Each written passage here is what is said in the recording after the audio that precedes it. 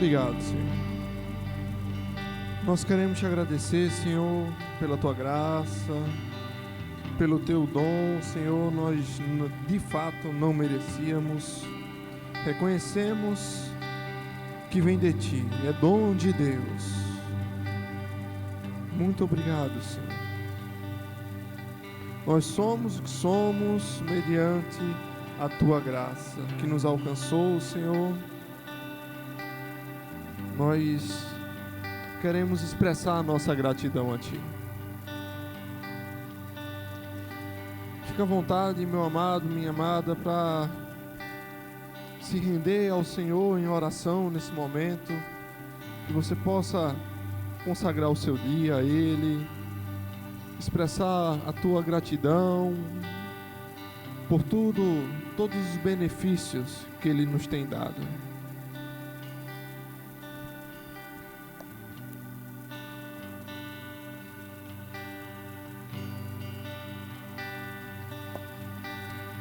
Senhor, Tu és bom, Senhor. Tu és bom, Tua misericórdia se renova a cada manhã. Obrigado pelo Teu amor que nos alcançou. Obrigado porque Tua natureza é uma natureza de amor, Senhor. Obrigado por você ter nos doado todas as coisas que nos conduz a uma vida piedosa. Nós não temos falta de nada, Senhor, porque você é o nosso pastor. Obrigado porque você nos faz deitar num campo verdejante e em Ti nós encontramos descanso para a nossa alma. Obrigado, Senhor, pela redenção que há em Cristo Jesus. Nós nos alegramos porque nós sabemos que o nosso Redentor vive eternamente. O Alfa e o Ômega, princípio e fim. Aleluia. Obrigado porque nós nos encontramos com o nosso verdadeiro eu em Ti, Jesus. Expressa vontade de Deus para a humanidade. O Deus que habitou entre nós. E nós o vimos a sua glória, a sua graça, a sua majestade, como de Filho unigênito. Aleluia, habitou aqui, sujeito a todas as tentações que nós, mas sem pecado. E hoje, como sumo sacerdote dessa aliança superior a qual nós estamos alicerçados, se compadece das nossas fraquezas.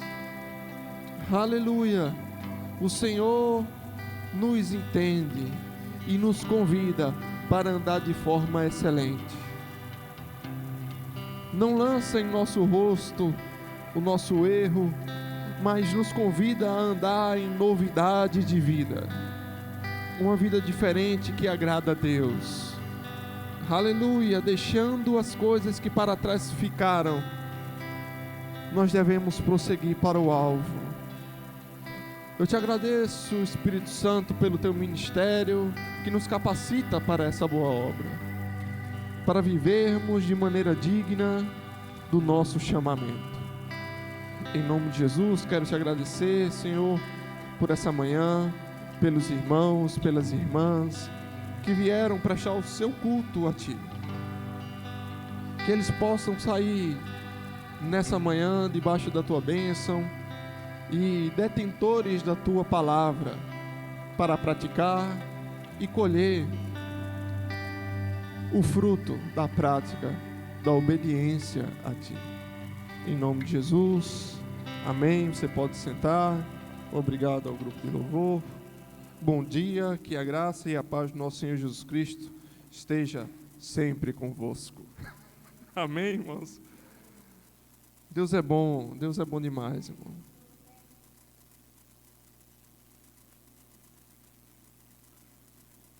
E que bênção poder estar reunido novamente com vocês para compartilhar de dons espirituais na comunhão dos santos. Amém?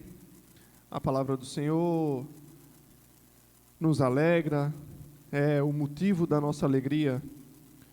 Ele enviou a sua palavra e nos sarou, nos curou, nos libertou, nos deu vida através de Jesus Cristo.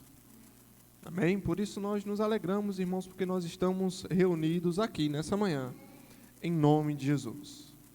Tendo consciência da presença do nosso Senhor Jesus, do Espírito Santo que habita em nós. Irmãos, que bênção poder ver outros irmãos, e no caso aqui, especialmente a irmã Isabel, né, dirigindo o culto, poder receber da unção que está na vida dela, irmã.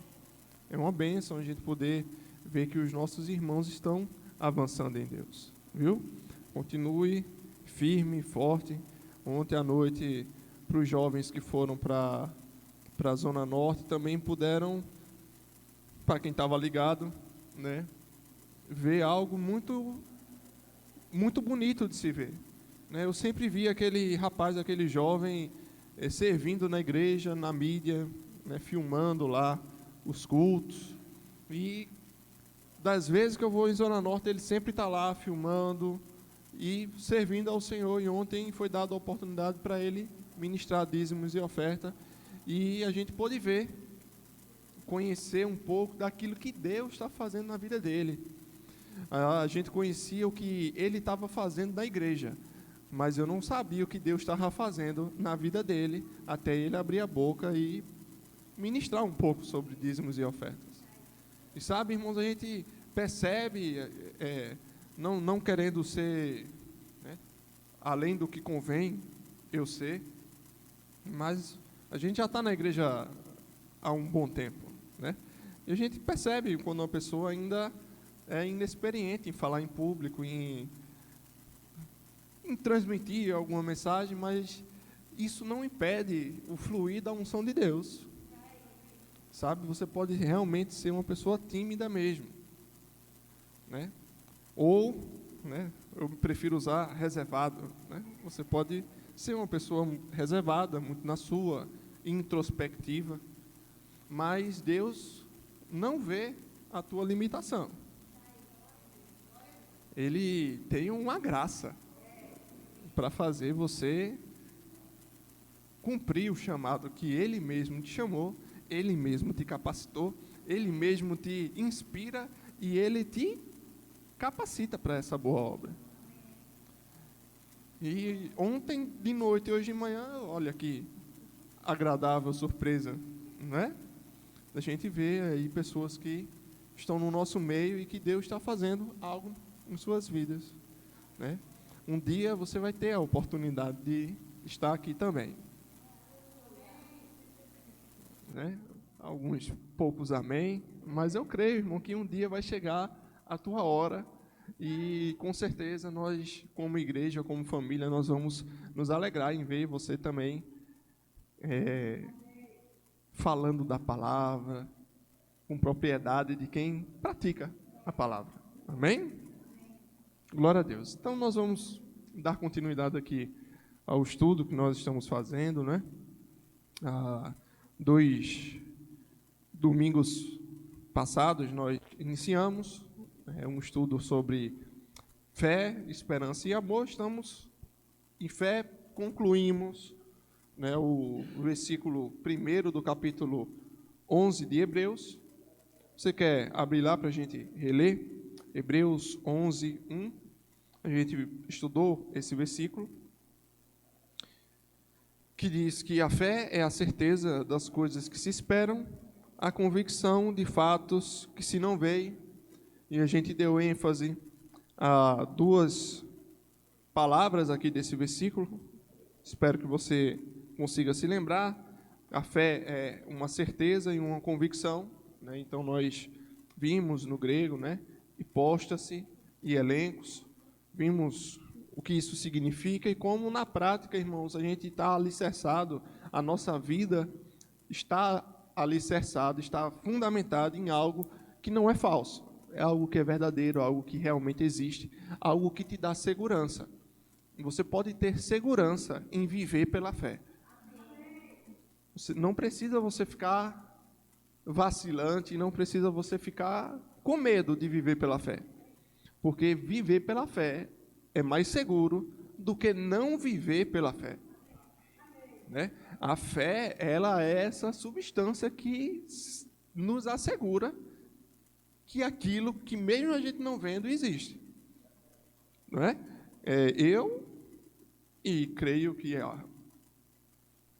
a maioria de nós, a totalidade daqueles que estão aqui hoje, nunca viu Jesus pessoalmente.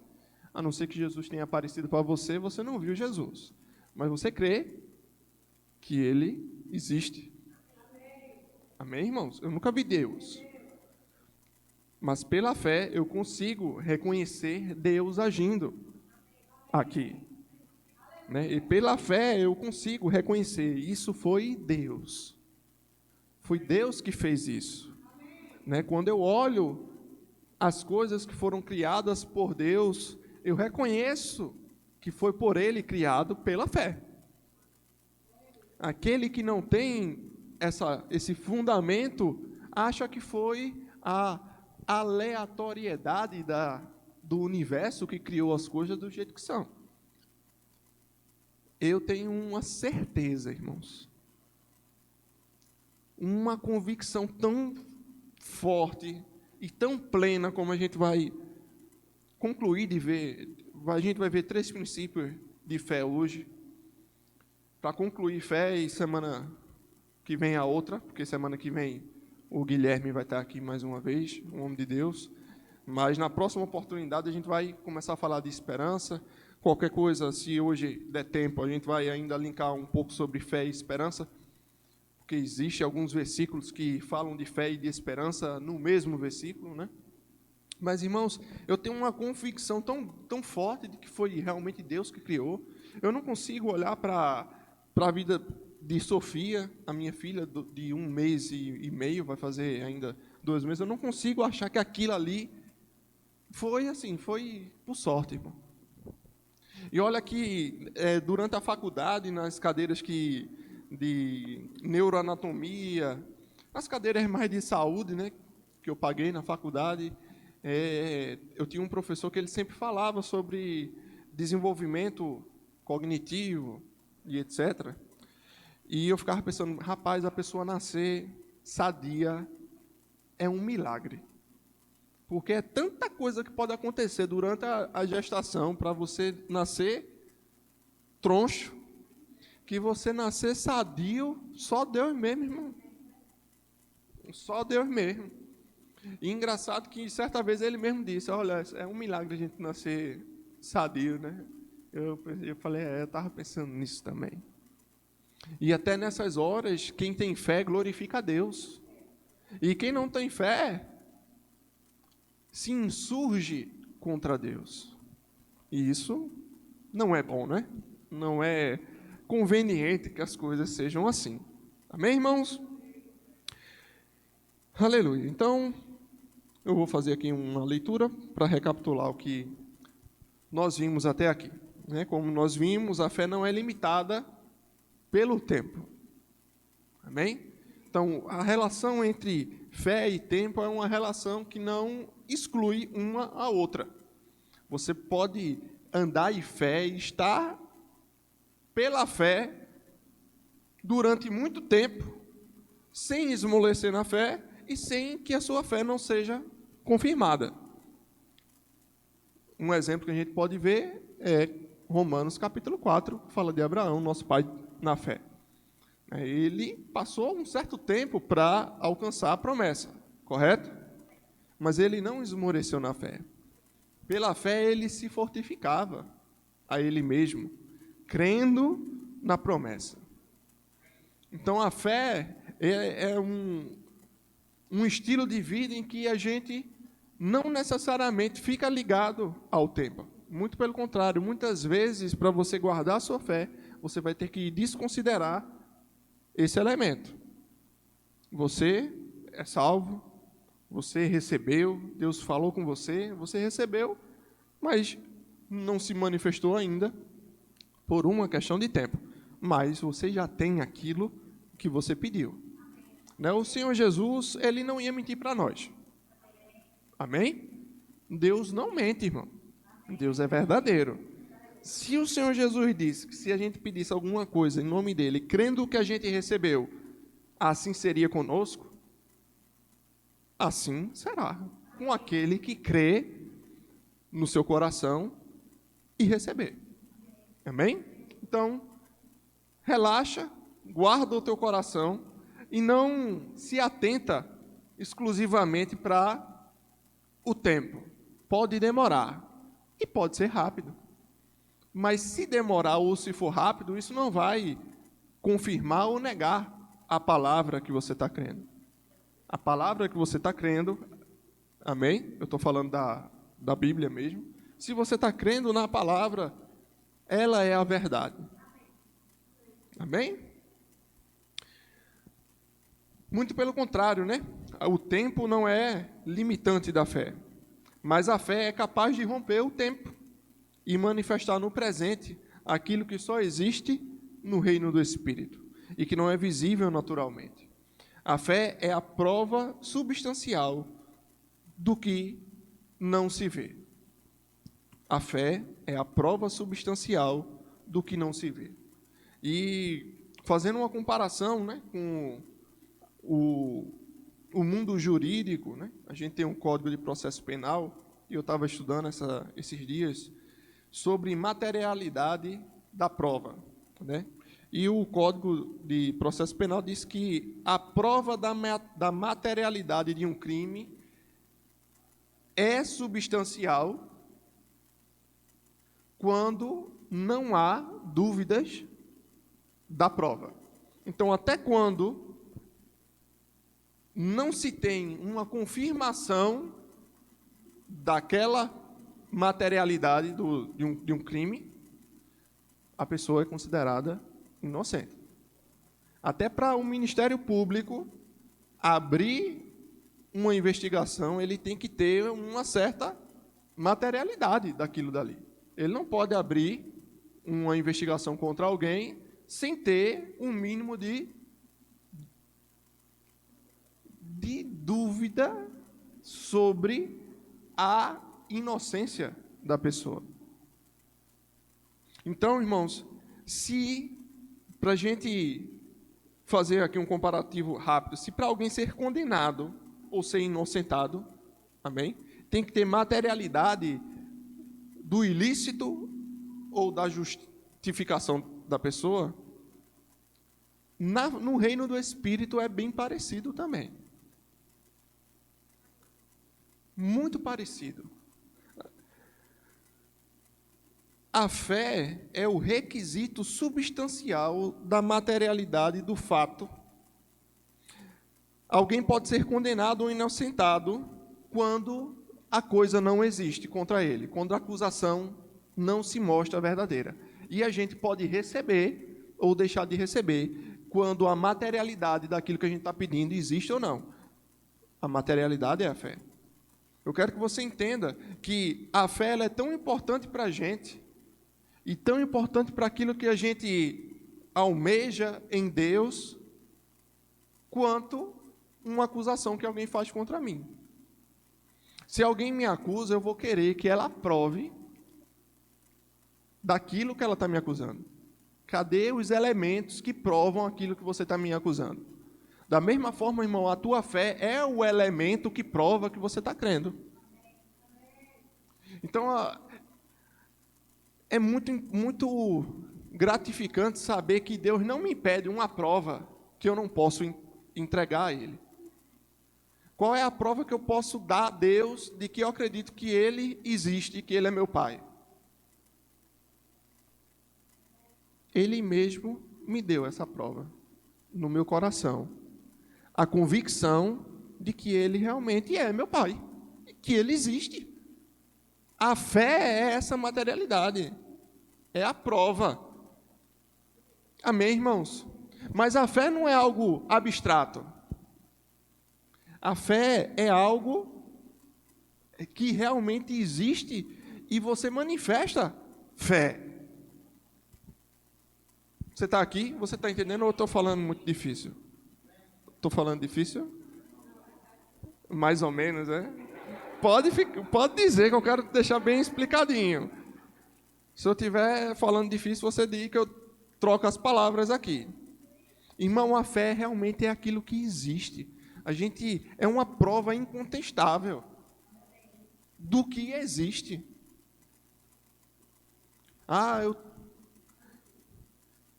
Pode ser que alguém esteja doente, depressivo, mas a palavra de Deus diz que a paz do Senhor é o árbitro do nosso coração. Se você tem esta fé, que a paz é o árbitro no teu coração, você manifesta essa fé. E a paz do Senhor vai guardar o teu coração. Se você está dodói, se você está com febre, você ora crendo que vai receber, porque você sabe que a palavra de Deus diz em vários lugares que a vontade de Deus é manifestar cura. Se não fosse, Jesus não tinha morrido e levado nossas dores e enfermidades, porque Jesus é a expressa substância do ser de Deus. Não foi isso que a gente viu? Então você sabe, você tem consciência do que a palavra diz, você se agarra naquilo, você crê com o coração, e isso vai manifestar na tua vida. E se não manifestar, irmão, a palavra continua verdadeira.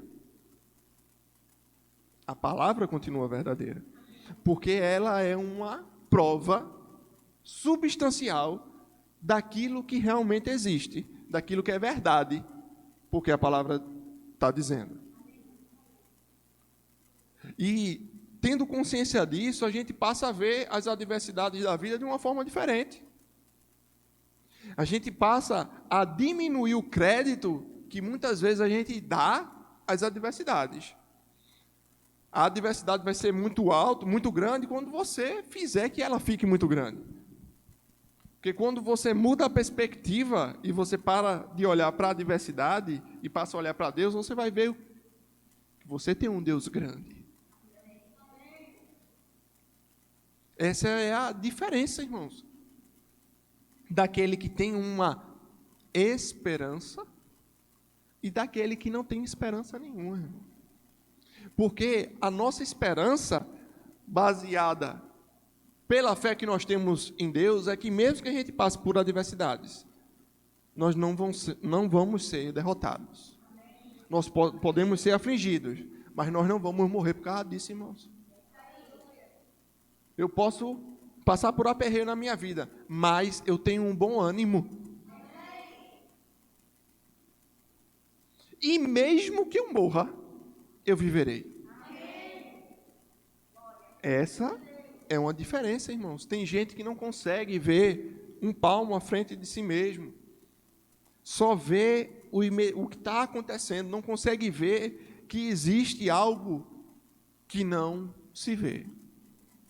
Não consegue ver que existe algo que não se vê.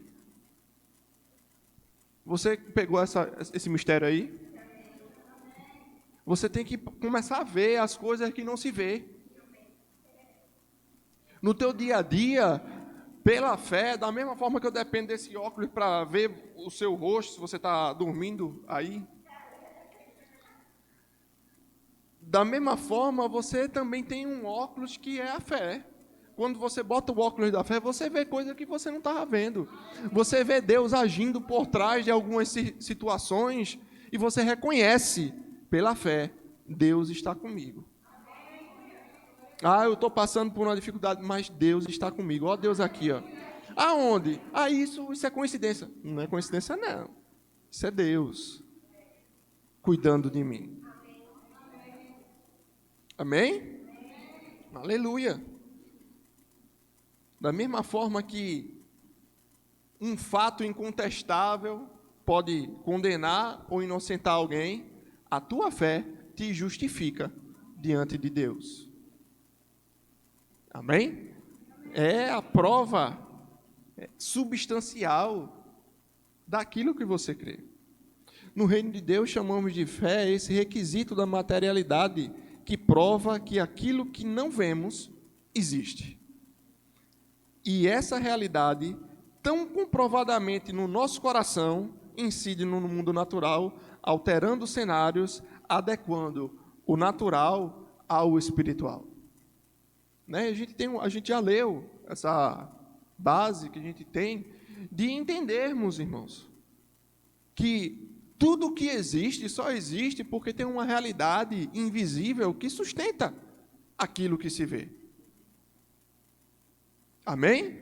Você saberia dizer onde na Bíblia diz isso? Eu parafraseei aqui, né? Mas você saberia dizer? Estamos na escola dominical. Vamos dar a oportunidade para os irmãos. Onde é na Bíblia que diz que as coisas visíveis foram formadas daquilo que não se vê?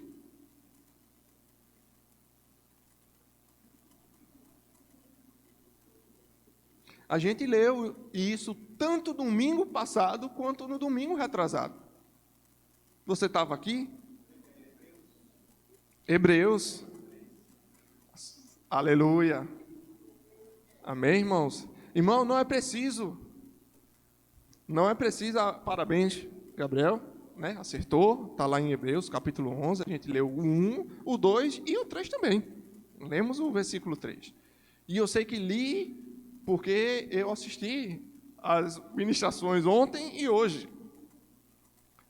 para fazer um resumozinho e trazer para você hoje.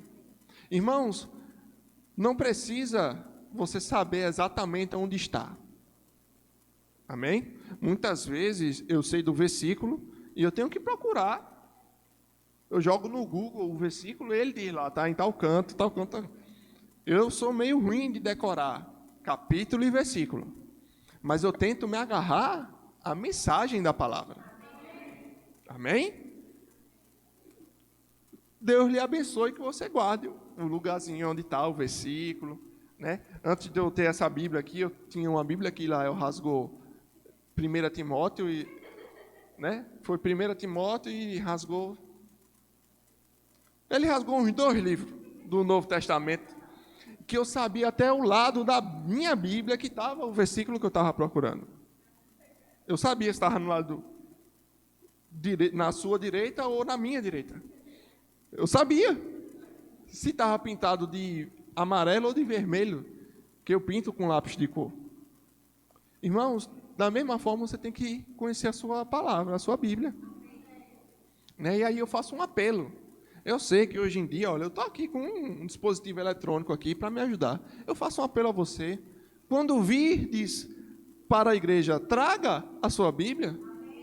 Não, mas no meu celular. Mas, irmão, aceita esse incômodo de andar com a Bíblia. Traga a sua Bíblia. Né? Eu me lembro de uma vez, talvez ele nem lembre, mas quando eu trabalhava no orfanato, o Gabriel foi dar uma palestra lá para os meninos. E eu não fiquei na palestra toda, mas eu passei uma hora assim, ele estava dizendo, o livro é seu amigo.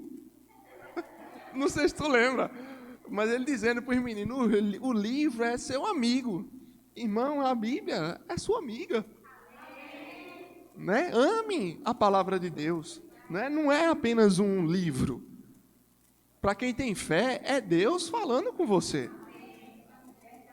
Amém? Então, né?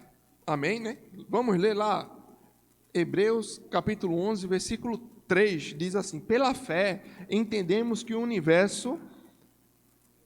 foi o universo formado pela palavra de Deus, de maneira que o visível, diga assim, o visível, veio a existir das coisas que não aparecem. Então, irmãos, a palavra está dizendo aqui, tudo que a gente vê, agora vamos citar aqui, parafraseando Hebreus capítulo 1, tudo que existe é sustentado por essa palavra de Deus. Quem é a palavra de Deus? Diga assim, Jesus. Jesus sustenta todas as coisas que a gente está vendo, irmão. É o poder dele que sustenta tudo. Então, irmãos, a gente tem que saber saber, ter convicção, qualquer outro sinônimo, a gente tem que ter fé, irmão. De que mesmo aquilo que eu só consigo ver pela fé, aquilo existe. Aquilo já existe. Você consegue se ver na eternidade juntamente com o Senhor? Você consegue ver alguém que morreu, mas você sabe que você vai se encontrar novamente com aquela pessoa?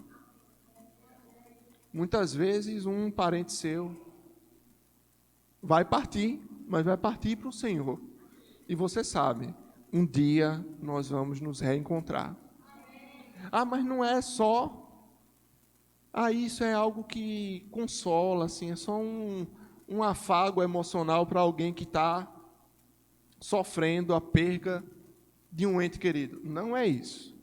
Se para você for isso, a gente ainda precisa avançar um pouco mais e tornar isso uma convicção. Irmão, se eu morrer amanhã, irmão, fica tranquilo. Eu fui promovido.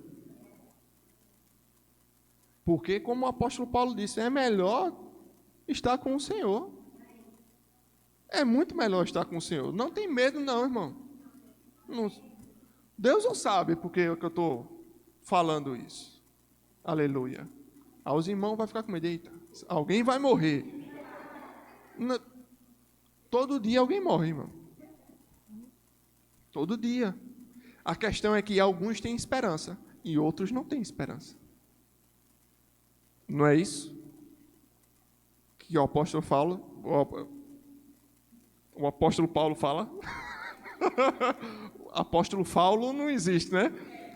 Apóstolo Paulo fala que nós não somos como aqueles que não têm esperança. Amém? Nós temos uma esperança. E já adiantando, a grande maioria das vezes que a Bíblia no Novo Testamento fala de esperança, é essa esperança que ele está se referindo. A esperança de uma promessa de vida eterna juntamente com o Senhor. A grande maioria, irmão. Mas isso a gente vai ver, eu acho que só daqui a 2 semanas. Amém? Vamos ver aqui rapidamente aqui os 3 princípios que eu quero destacar aqui para você. Né? O primeiro princípio de fé, da fé genuína, é que ela tem base na palavra de Deus. Amém? A fé é aquilo que a gente direciona baseado na palavra de Deus. Aquilo que não tem base na palavra de Deus, você pode até acreditar, mas isso não é fé. A gente antigamente chamava de acepção mental. Você acredita naquilo dali, mas não tem substância na palavra de Deus. E às vezes é até uma coisa que a palavra de Deus está dizendo, mas você não tem substância. Você não tem convicção. Você não está plenamente convicto daquilo na palavra de Deus. Então a fé, ela tem por base a palavra de Deus. Você tem que conhecer a palavra de Deus. Paulo, escrevendo a Timóteo, ele diz que a palavra, toda a escritura é inspirada por Deus, irmão. Se eu pego a minha Bíblia, eu leio um versículo, não gosto, acho meio estranho aquele versículo, e eu acho que aquilo não é bem daquele jeito, talvez aquilo ali foi o homem falando, né? Irmãos, como é que o cristianismo se sustenta desse jeito? O cristão tem certo xingamento que eu tomo por elogio. Amém? Se alguém vai me xingar e diz que eu acredito na Bíblia, para mim ele está me elogiando. Rapaz, tu acredita nisso, é? Obrigado, mas tu é besta demais acreditar nisso. Para mim, não, irmão. Em apoio, eu acredito com força mesmo. O justo vive pela fé, irmão. Eu vou acreditar na palavra. Toda a escritura é inspirada por Deus. E ela é útil para a minha vida. Ela é útil para a vida do ser humano. Você e eu, vamos dizer assim, eu preciso conhecer mais da palavra. Nós precisamos estudar a Bíblia, irmão.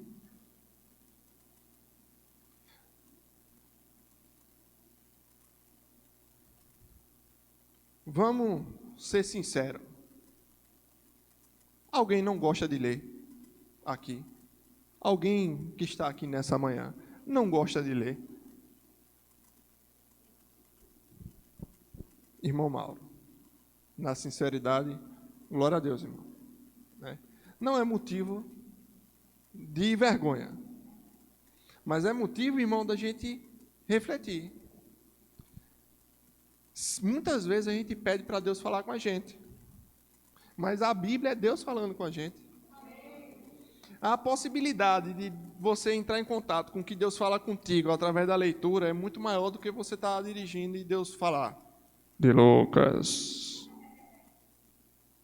atenta às minhas palavras, vai ler a Bíblia, que é mais ou menos o que ele iria dizer. Então, eu não gostava de ler. Até eu encontrar alguma coisa que fosse do meu interesse ler. E, por incrível que pareça, a Bíblia é do meu interesse ler. Por isso que, diferentemente de algumas leituras que eu me proponho a fazer, e que é difícil ler, é maçante, quase não termina aquele negócio. Um livro dessa grossura se arrasta assim. Quando eu vou ler a Bíblia, é mais fácil, porque eu estou lendo alguma coisa que eu gosto.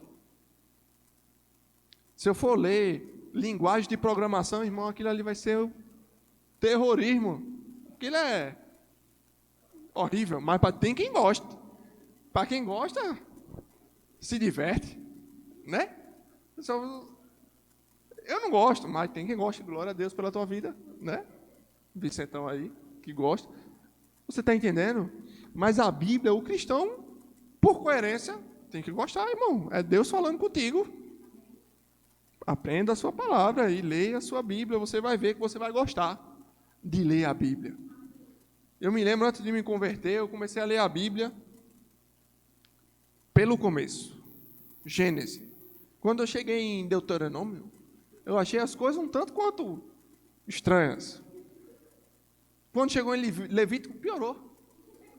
Aí eu falei, oxê, que onda é essa aqui? E aí eu desisti.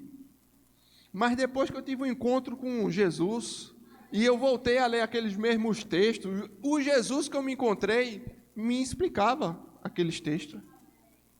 E algo que outrora me causou repulsa, agora me traz prazer em ler. Amém? Então, se você não gosta de ler, leia a Bíblia que você vai ver que você vai gostar. Você pode não gostar de ler outra coisa, mas a Bíblia, você vai gostar de ler a Bíblia. Aleluia. Aleluia. A fé bíblica tem como um elemento primário a palavra de Deus, poder criativo, por meio do qual tudo veio a existir e continua a existir. A gente já leu, né? Hebreus capítulo 11, versículo 3. E também, para citar, Hebreus capítulo 1, do 1 ao 3. Né? A manifestação da palavra de Deus se dá pela Bíblia, né, que é o texto que eu citei, que Paulo escreve a Timóteo, 2 Timóteo capítulo 3, versículo 16. E Isaías 55, versículo 11, Deus diz que a palavra que ele envia não volta para ele vazia, irmão. Ela é eficaz, ela funciona, ela vai prosperar para aquilo que ele designou a palavra dele. Então fica de coração receptível, porque pode ser que hoje Deus ainda fale no teu coração, e a palavra que ele mandar ao teu coração não vai voltar para ele vazia. Não vai voltar para ele vazia. Nós estamos literalmente na presença de Deus nessa manhã. Deus está manifesto aqui no nosso meio, irmão. Você consegue perceber pela fé? Amém, glória a Deus. Mas também Deus fala conosco por testemunho do Espírito Santo. Né? Jesus, prestes a se entregar por nós, o Evangelho de João, capítulo 16, ele promete o Espírito Santo. o qual ele chama de Espírito da Verdade, que nos guiaria e nos ensinaria e compartilharia coisas que ele ouviu do Pai conosco. E o Espírito Santo, ele habita em mim e em você. Ele não habita em templos feitos por mãos humanas. Nós somos morada de Deus. O Espírito Santo fala com você. O Espírito Santo fala comigo. E nós, sim, podemos confiar e ter como base da nossa fé aquilo que o Espírito Santo trata individualmente com cada um de nós, irmão. O Espírito Santo, por ser Deus, ele não vai de encontro com a palavra escrita. Ele confirma. Amém, irmãos? O Espírito Santo vai tratar coisas na tua vida, coisas que vão acontecer contigo, projetos que ele tem para a tua vida. Você tem que pegar isso pela fé também. Ah, mas eu posso alicerçar a minha fé naquilo de impressão que o Espírito Santo está imprimindo em mim? E apoio. Não só pode, como deve. A Bíblia diz que, em Hebreus também, né? O livro de Hebreus é uma bênção, irmão.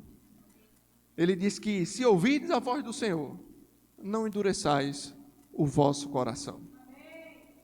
Então, estejamos receptíveis para ouvir a voz do Senhor, reconhecer que é Deus falando conosco e agarrar pela fé aquilo que Ele nos promete.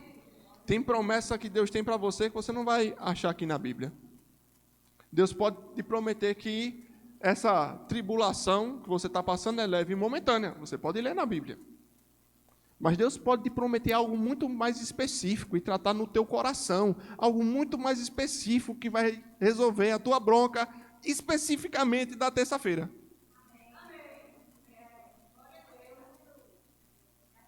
Deus, ele trata conosco individualmente. Só Deus mesmo para fazer um negócio desse. Homem nenhum, irmão, aqui pode subir aqui e tratar individualmente com cada um. Quanto mais gente, pior para o homem. Mas para Deus não importa se tem 5 pessoas ou 5.000.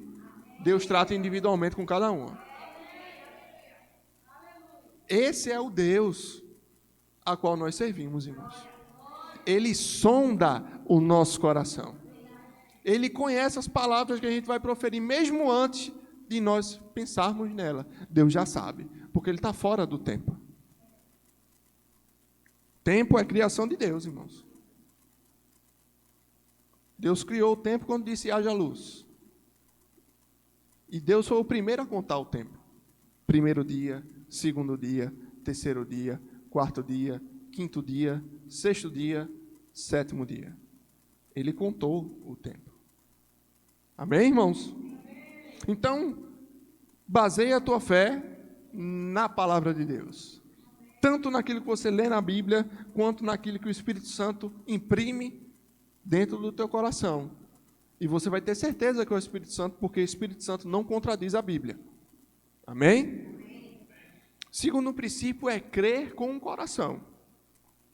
Irmãos, crer com o coração é crer com o mais íntimo do nosso ser.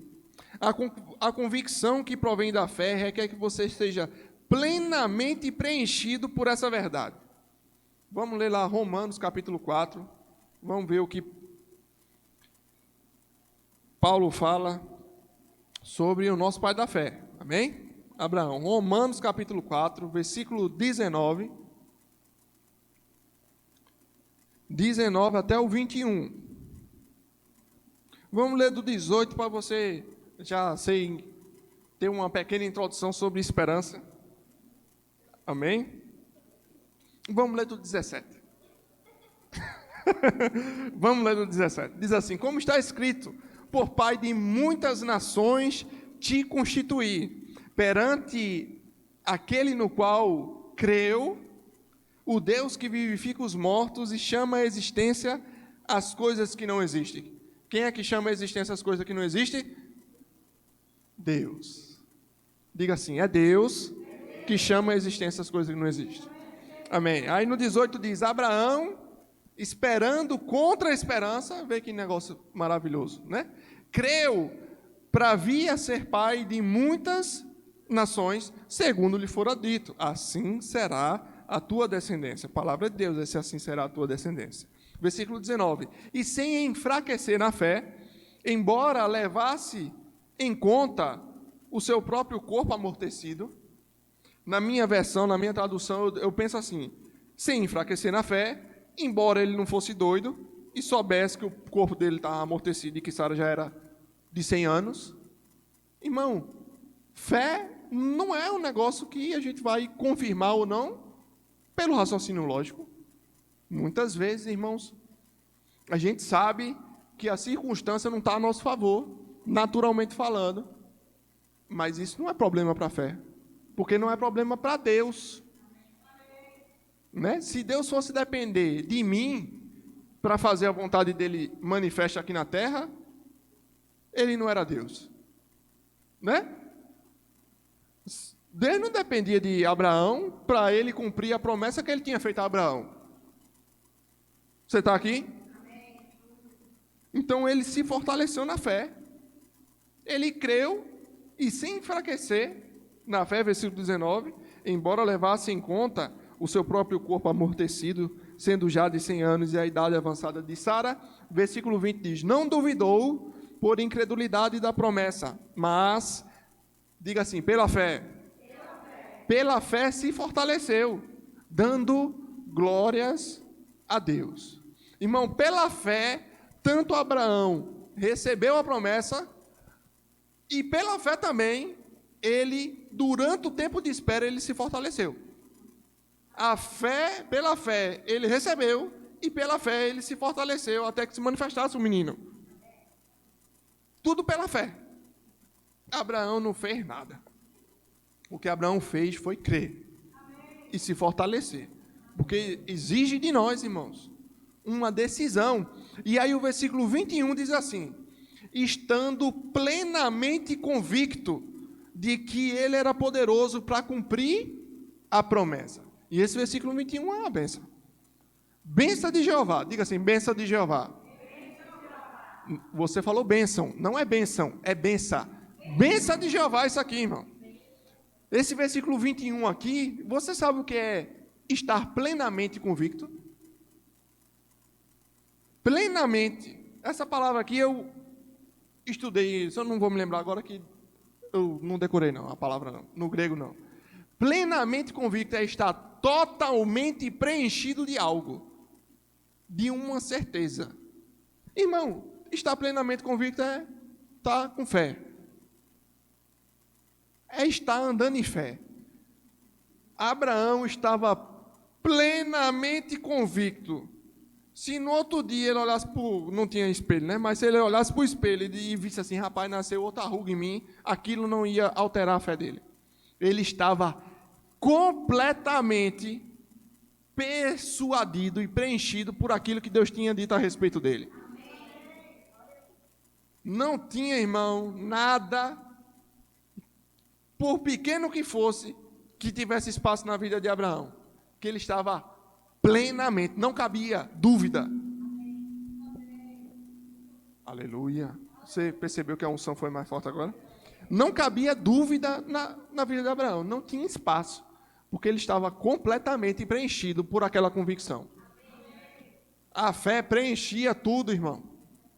Ele falou, eu acreditei, ele é quem? Deus falou, ele acreditou, Abraão acreditou, não ficou espaço para ele duvidar. Crer com o coração é isso, irmão. No mais profundo do seu ser, você está plenamente convicto de que é do jeito que Deus disse.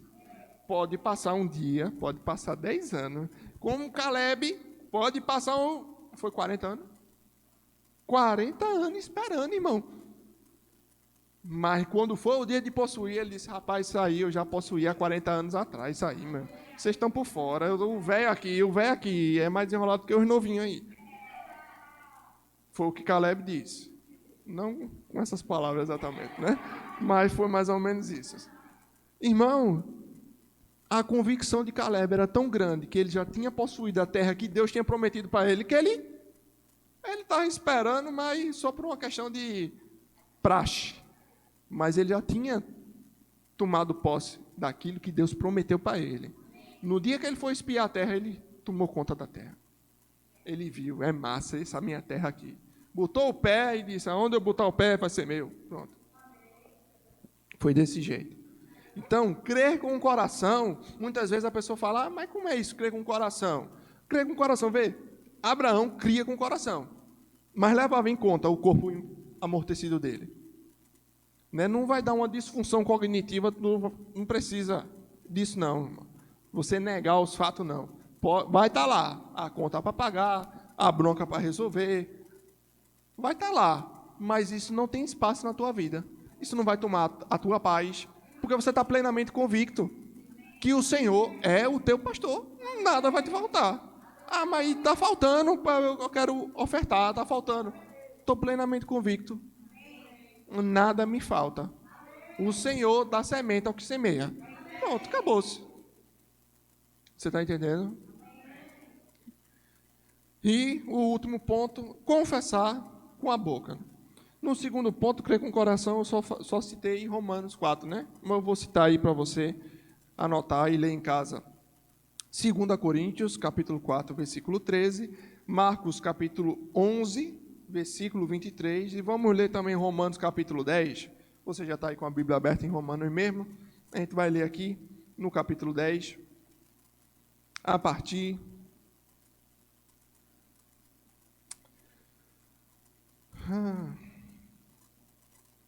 Vamos ler aqui no versículo do 10 mesmo. Não vamos ler muito, não. Diz assim, porque com o coração se... Você está aí, Romanos capítulo 10, versículo 10. A palavra diz, porque com o coração se crê para a justiça, e com a boca se confessa a respeito da... Porquanto a Escritura diz, todo aquele que crê não será confundido. Amém? Então, se crê com o coração. Crer com o coração é crer com o íntimo do teu ser, no espírito mesmo. Ficar totalmente preenchido daquela convicção. Mas tem um outro passo, que é confessar com a boca. Amém? E aqui é onde a gente vai concluir. Amém? Confessar com a boca é uma ação que demonstra a autenticidade daquilo que há no seu coração. Comprova que você é detentor da substância que conduz o mover do sobrenatural. Amém, irmãos?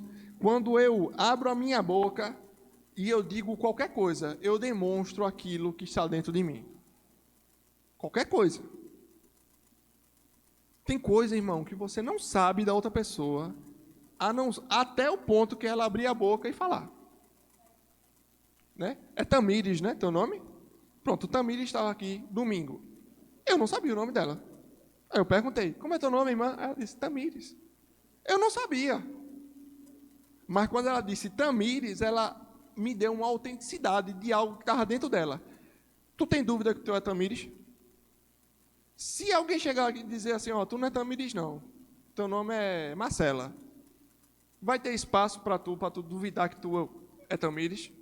Será que alguém, por mais desenrolado que seja, ela vai te convencer que teu nome não é Tamires? Você está plenamente convicta que você... É mais ou menos disso que eu estou falando. Só que aquilo que baseia a tua crença que você é Tamires é um registro de nascimento. É uma certidão de nascimento, tem teu nome lá. E você cresceu ouvindo isso. Aquilo que baseia a nossa fé é o que está registrado aqui. Aqui fala sobre mim. Aqui fala quem eu sou. Aqui fala o que eu posso fazer. Amém? Esse aqui é o meu registro. E muitas vezes eu cresço, muitas vezes alguém cresce na vida aí, sem ouvir isso daqui. E o que é que a Bíblia diz? Em Romanos também, capítulo 10 também, que a fé vem pelo ouvir. A gente tem que ouvir o que está no nosso registro. E essa fé vai gerar uma convicção de que, realmente, se você crer, você vai ver a glória de Deus. Se você crer, alguns sinais vão te seguir. Por exemplo, você vai impor as mãos sobre os enfermos e eles serão curados. Amém? Por quê, irmãos? Porque você está plenamente convicto de que aquilo que está escrito ao teu respeito é verdade. E aquilo que Deus tratou no teu coração é verdade. Mas tem uma forma de você liberar no reino natural, no reino dos sentidos, aquilo que ninguém está vendo, mas existe dentro de você. Quando Jesus disse, o reino de Deus não vem com visível aparência, ele está dentro de você. Mas quando a gente abre a nossa boca e nós falamos, meu nome é de Lucas, ou quando nós falamos, eu sou filho de Deus, eu coloco para fora algo, uma convicção que estava no mais profundo do meu ser, e isso muda o reino natural. Como é o versículo? A ardente expectativa da criação é pela manifestação dos filhos de Deus. Quando os filhos de Deus se manifestam na condição de filhos de Deus, irmãos, acontece intervenção sobrenatural. Aleluia. Viver pela fé agrada a Deus. Deus se agrada daquele que decide reconhecer Ele em todos os seus caminhos e andar por fé, mudando as circunstâncias, porque crê em algo que é superior. Se você acreditar que Deus te chamou, Deus faz voto pela prosperidade da tua alma, do teu espírito, do teu corpo. Deus te chamou para você ser cabeça, não para você ser cauda. Amém? Está escrito, Deuteronômio capítulo 28. Bênçãos vão correr atrás de você, irmão. Se você acreditar nisso, você não vai correr mais atrás de bênção. Elas é que vão correr atrás de você. Às vezes, o que falta para a gente é um estalinho. E o Espírito Santo está sempre assim, já está com um fósforo assim, para te incendiar a tua vida, irmão. Você não precisa viver uma vida monótona, não. Não existe vida mais radical do que a cristã, não. Você se levantar de manhã e não saber como é que vai ser o seu dia, porque você é guiado pelo Espírito. Você sai para trabalhar, mas tu não sabe nem se tu vai chegar no serviço, porque pode ser que Deus diga assim, não vai trabalhar hoje não, que eu garanto. Eu pago o dia. E você pensa, mas rapaz, se eu não for trabalhar, eu vou levar uma advertência. E como você é um crente praticante, você já levou 2 advertências já. Você vai ser suspenso agora. Você pode até ser demitido por justa causa. E aí você pensa, rapaz, eu não vou não, por aqui não. Se eu vou por aqui, eu já conheço Deus mais ou menos assim, vai ter alguém ali na frente que ele vai botar para eu pregar para a pessoa ali. Irmão, Deus garante, irmão. Se Deus está mandando tu fazer, rapaz, obedece. Quem sabe a pessoa que está precisando ouvir a palavra que Deus está inspirando no teu coração, não vai ser a pessoa que vai intermediar um emprego melhor para tu. Tu não sabe, mas Deus sabe. Por isso que Ele depende que os filhos dele andem pela fé. Porque se a gente for se sustentar nos sentidos, na nossa lógica, no nosso pensamento, a gente vai limitar o agir de Deus aqui na terra. Amém? Então se alguém te perguntar o que é fé, eu acho que você vai ter algo para responder. Amém? O que é fé?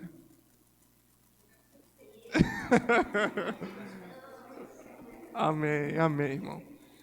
E, irmãos, é uma certeza tão forte que não tem espaço mais para nada.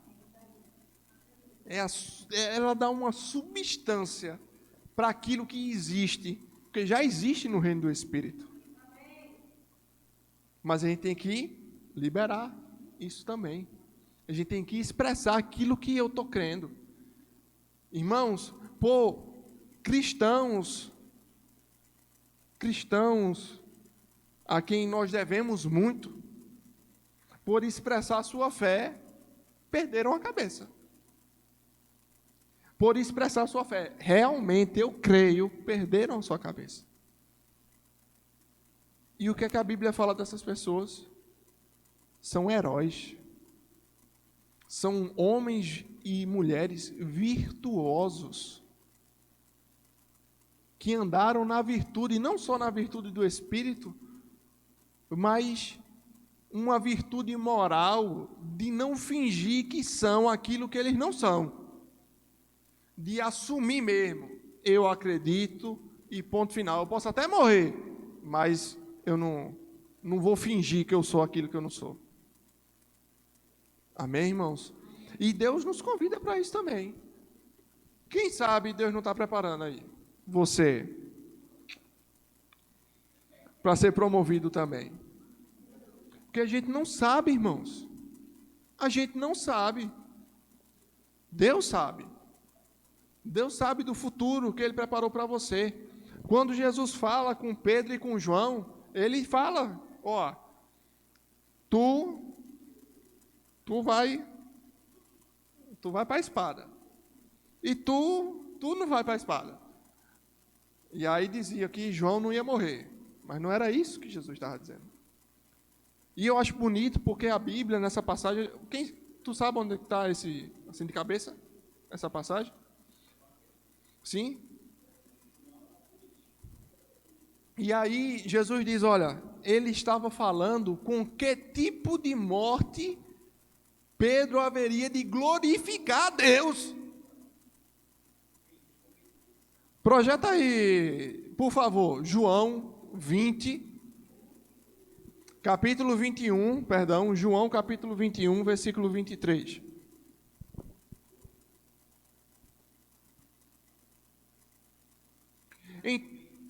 Bota do 20.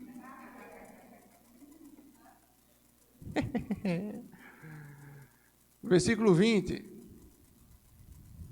Estou acabando, viu, irmão? Estou acabando.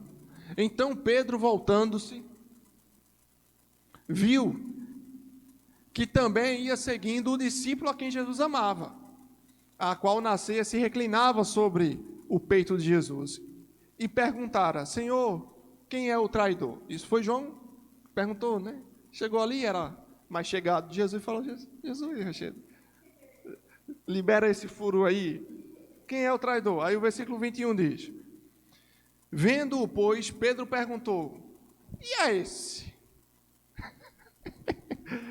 Jesus, e quanto a esse? Aí o versículo 22 diz, respondeu-lhe Jesus, se eu quero que ele permaneça até que eu venha, o que te importa? Quanto a ti, segue-me. Versículo 23, diz assim, então se tornou corrente entre os irmãos o dito que aquele discípulo não morreria. Ora, Jesus não dissera que tal discípulo não morreria, mas se quero que ele permaneça até que eu venha, que te importa? O próximo. E esse é o discípulo que dá testemunho a respeito dessas coisas. Aqui as escreveu e sabemos que seu testemunho é verdadeiro. Amém, amém. Tem uma passagem que diz sobre o tipo de morte que Pedro ia haver de glorificar a Deus. Quem sabe onde está? É o versículo 19. A gente começou do 20. Bota no versículo 19. Versículo 19, amém. Disse isso para significar com que gênero de morte Pedro havia de glorificar a Deus. Depois de assim falar, acrescentou-lhe, segue-me. Aí foi quando João apareceu, aí Pedro disse, e essa aí, né? Eu vou te glorificar desse jeito que tu me disse. E essa aí, vai te glorificar como? Do jeito que Deus quer, irmão. Deus tem um plano para a tua vida, que é singular. Né? O plano de Pedro, que Deus tinha para Pedro, era para Pedro. O que Deus tinha para João, era para João. Não era para tu. Não era para mim. O que Deus tem para mim é para mim, irmão. Não adianta, que te importa o que Deus tem para mim, né? Deus tem algo para você também. Procura conhecer o que Deus tem para a tua vida. E aí você vai dizer, que te importa também. Né, irmãos? Mas brincadeiras à parte, importa sim.